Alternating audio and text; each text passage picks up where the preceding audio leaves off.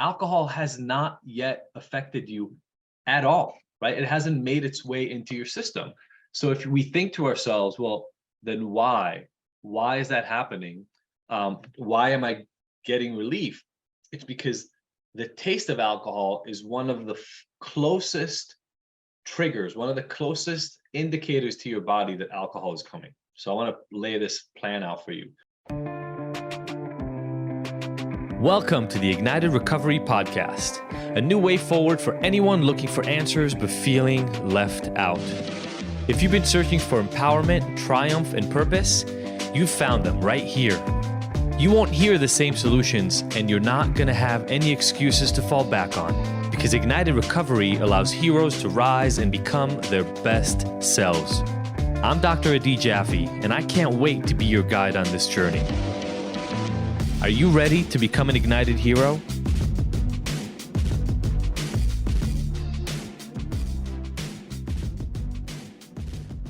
We drink to deal with aspects of our lives. We also drink because it's a habit, but we drink to deal with aspects of our lives. What I found over about 14, 15 years of doing this work is when we are actively drinking, it's harder to identify why we drink. The solution is basic and simple, but if I know that I'm having a really, really hard day at work, but I know that at 5 or 6 p.m. I'm going to get to have a drink, somehow the thing I'm going through at work doesn't seem as bad, right? Because I know that there's that promise of relief later. I know that at 5 p.m. I'm going to have my drinks and then everything is going to get calmer. And so it doesn't agitate me quite as much because I'm looking forward to that drink. In real neuroscience sort of basic understanding, the idea is this: we have triggers that predict rewards. Stress at work might not seem to you like a trigger that predicts a reward, but if you know that after a stressful day at work you drink, a stressful day at work becomes a trigger. And not just a trigger in the sense that it's something that makes you want to drink, a trigger in the sense that it is predicting future drinking. The easiest thing for me to equate this to for you is this: alcohol has not yet affected you at all, right? It hasn't made its way into your system. So if we think to ourselves, well, then why? Why is that happening? Why am I getting relief? It's because the taste of alcohol is one of the closest triggers, one of the closest indicators to your body that alcohol is coming. So I want to lay this plan out for you. Before you ever started drinking or using whatever it is you're using, before that ever started, you had stressors, you had pains, you had problems, you had issues that were coming up in your everyday life, things that were bothering you. Those were causing stress. They were elevating, things like adrenaline and norepinephrine and making your heart rate and blood pressure go up, all that, causing anxieties and stress. You didn't know that alcohol was a solution for that. Then you drank and those things went away or got reduced. And your brain went, when I drink, this thing gets better. From your brain standpoint, we call that negative reward, negative reinforcement. We mostly think of reward as good things, but the removal of bad things is also a reward. So I have a lot of stress, I drink, stress goes down. That is negative reinforcement. You are rewarded by less stress with drinking. So your brain says, I'm going to pay attention to this and see if this happens all the time.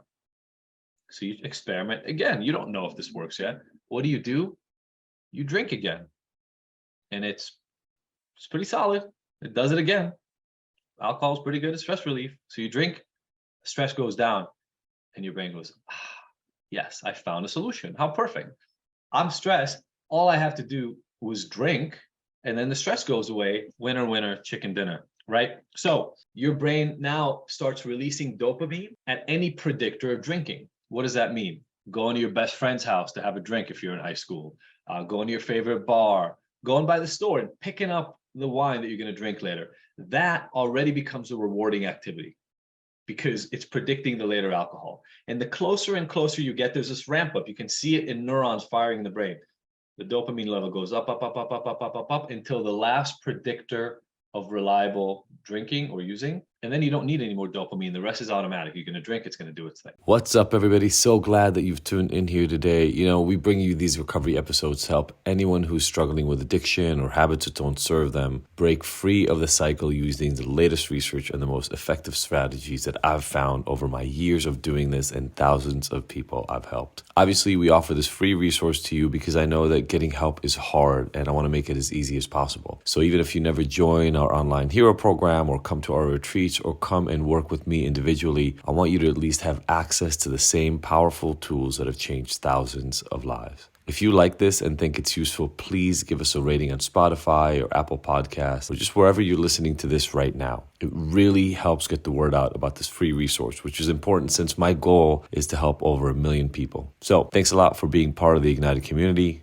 Now let's get you back to the help. So when you drink regularly, it's like your body compensates for the stress that is going on by recognizing that those are predictors of relief, and it makes the stress not as bad. You can deal with it better. The reason we do abstinent sampling, which is the name I give this experiment that we do here, I didn't coin the phrase. I don't hear it used a lot, but abstinent sampling is the phrase. Is this: you take the possibility of alcohol off the table, and for anybody involved who just wants to do this as well as you can, in your head, even if you end up drinking, we said this yesterday, just say to yourself, hey, this is a non-drinking week for me. I'm not drinking this week. And we'll see where the chips fall, but just have that identity for the week. Things are going to come up for you throughout the day. Those are perfect lessons. Those are the triggers that normally activate drinking, but they're going to be more agitating and they're going to create bigger cravings than usual because you've given yourself this expectation that today you're not going to have a drink over it. So as they come up, your brain is going to resist. It's going to cause pain. It's going to cause anxiety. It's going to say, hey, this thing is pissing me off. I need my medicine. I don't want you to ignore it. If we ignore it, all we're doing is we're taking a break. This is not a 7-day alcohol break. This is a 7-day abstinence experiment. So I promise we're going to get to processing all this stuff with you guys, but there's a difference. The experiment part is what we're talking about right now.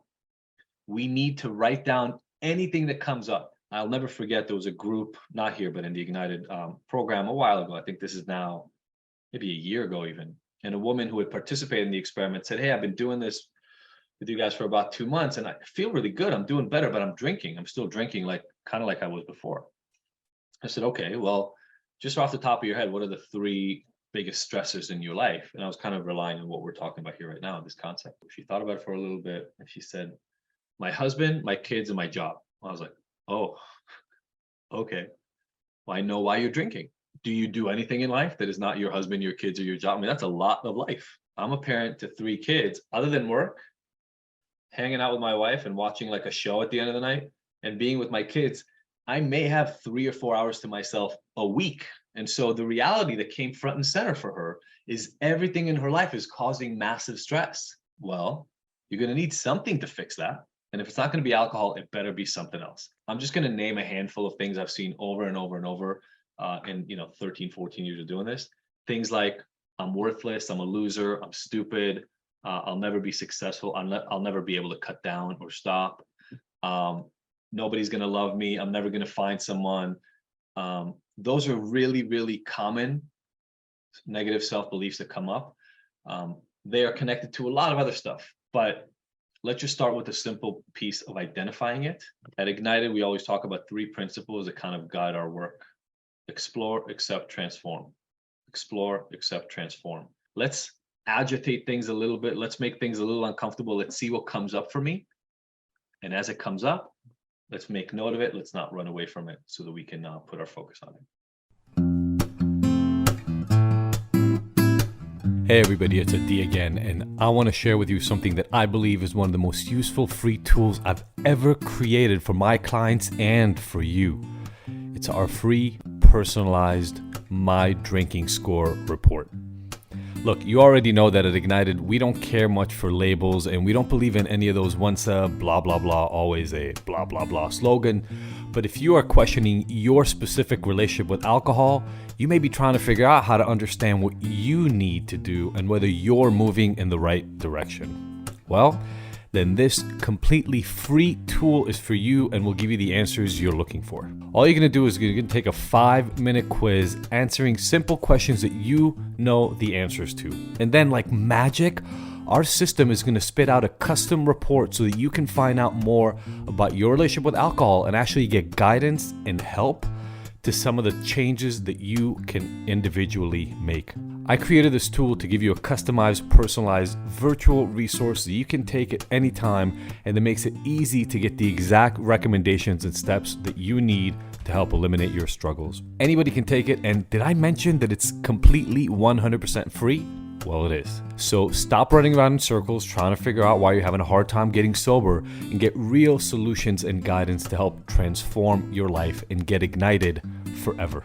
Just pause this audio right now and go to ignited.com/go. Again, that's ignited.com/go and take our 5-minute quiz right now. Find out what your drinking score is and then share it and tag us on Instagram or Facebook, because remember, fuck shame. Together, we get to move forward and get better every day.